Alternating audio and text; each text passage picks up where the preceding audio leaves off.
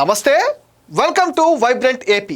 ఇక మ్యాటర్లోకి వస్తే తిరుమల లడ్డూ తయారీలో కల్తీ అంశం తెలుగు రాష్ట్రాల్లోనే కాకుండా దేశవ్యాప్తంగా కలకలం రేపుతుంది. లడ్డూ వ్యవహారంలో జరిగిన పలు అవకతవకలను సిబిఐ సిట్ తన నివేదికలో వెల్లడించింది. నెయ్యి వాసన వచ్చేందుకు పలు రసాయనాలతో నెయ్యిను తయారు చేశారని సిట్ తెలిపింది. ఆర్థిక అవకతవకలు, అవినీతి ఇందులో ఉన్నాయని వెల్లడించింది. టెండర్లు మంజూరు, నెయ్యి సరఫరా, ల్యాబ్ పరీక్షల నివేదికల విషయంలో అవినీతి చోటు చేసుకుందని సిట్ అయితే గుర్తించింది. దేశవ్యాప్తంగా కలకలం రేపుతున్న లడ్డూ కల్తీ వ్యవహారంలో రోజుకు ఒక కొత్త విషయం అయితే బయటకు వస్తుంది. ఇక సుప్రీంకోర్టు నియమించిన సిట్ నివేదికతో రంగంలోకి దిగిన ఎన్ఫోర్స్మెంట్ డైరెక్టరేట్ మనీ లాండరింగ్ నిరోధక చట్టం కింద అధికారిక విచారణ అయితే ప్రారంభించింది. సిట్ నివేదిక ప్రకారం కొన్ని కాంట్రాక్టులతో వచ్చిన లాభాలను హవాలా మార్గంలో పలు నగరాలకు మళ్లించారు. ఢిల్లీ, చెన్నై, విజయవాడ, హైదరాబాద్ వంటి నగరాల్లో హవాలా నెట్వర్క్ల ద్వారా డబ్బు తరలింపులు జరిగాయి. సుమారు 234.5 కోట్లకు పైగా డబ్బు హవాలా మార్గంలో తరలించారు. ఈ నేపథ్యంలో ఈ వ్యవహారంలోకి ఈడీ రంగప్రవేశం చేసింది. మనీ లాండరింగ్ నిరోధక చట్టం కింద ఈడీ అధికారికంగా విచారణ అయితే ప్రారంభించింది. ఈడీ దర్యాప్తులో అసలైన నిజాలు, సంచలన విషయాలు వెలుగులోకి వచ్చే అవకాశం ఉంది. తిరుమల లడ్డూ తయారీకి వినియోగించిన నెయ్యి కల్తీ జరిగిందన్న ఆరోపణలు రెండు తెలుగు రాష్ట్రాల్లో తీవ్ర చర్చకు దారితీశాయి.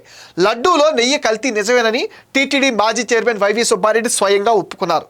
ఈ కల్తీ వెనుక పలువురు వ్యక్తులు, అధికారులు, థర్డ్ పర్సన్స్ ప్రమేయం ఉందని కీలక వ్యాఖ్యలు చేశారు. ప్రస్తుతం ఈ వ్యాఖ్యలు తెలుగు రాష్ట్రాల్లో చర్చనీయాంశంగా మారాయి. 2019 నుంచి 24 మధ్యకాలంలో నెయ్యి కల్తీ ద్వారా 234 కోట్ల మేర కుంభకోణానికి పాల్పడినట్టుగా పేర్కొంటూ అందుకు బాధ్యులుగా కొందరు వ్యక్తులు, సంస్థలు కలిపి మొత్తం 36 మంది పైన సిట్ పలు కేసులు కూడా నమోదు చేసింది. టీటీడీ నుంచి నెయ్యి కోసం తీసుకున్న డబ్బులన్నీ వివిధ రూపాల్లో అవినీతి జరిగిందని ఈడీ గుర్తించింది.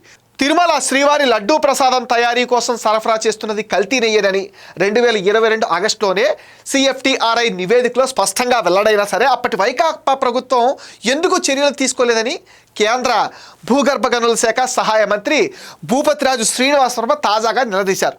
1 లీటర్ పాలైనా సేకరించే సామర్థ్యం లేని డైరీకి 1,00,000 టన్నుల నెయ్యి సరఫరా చేసే కాంట్రాక్టు ఎలా ఇచ్చారు అని ఆయనైతే ప్రశ్నించారు.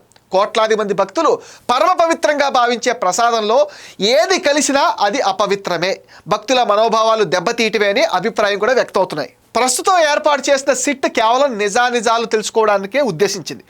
తదుపరి విచారణ పూర్తయ్యాక దోషులు ఎవరైనా సరే శిక్షకు తప్పదు.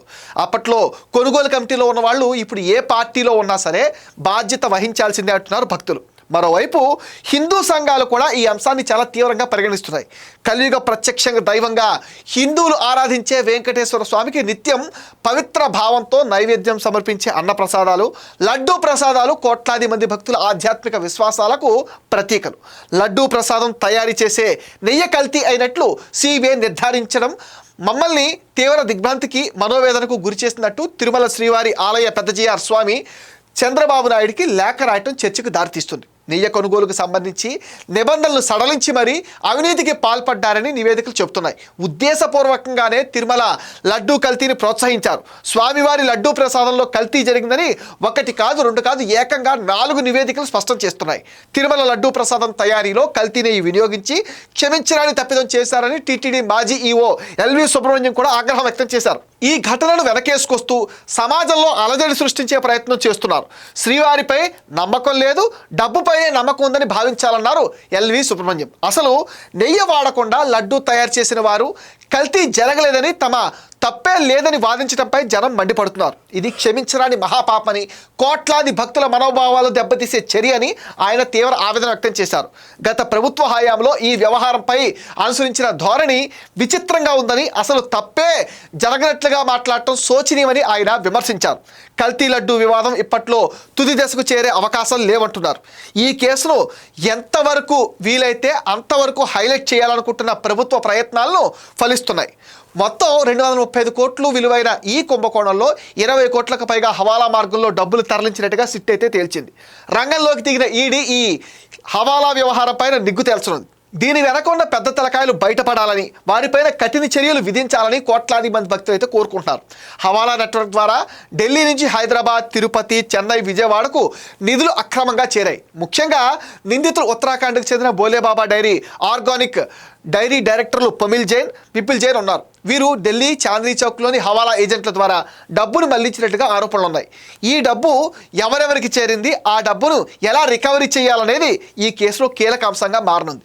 ఇది వైబ్రెంట్ ఏపీ న్యూస్ అప్డేట్. ఈ వీడియో పైన మీ విలువైన ఒపీనియన్ని కామెంట్ సెక్షన్లో మెన్షన్ చేయండి.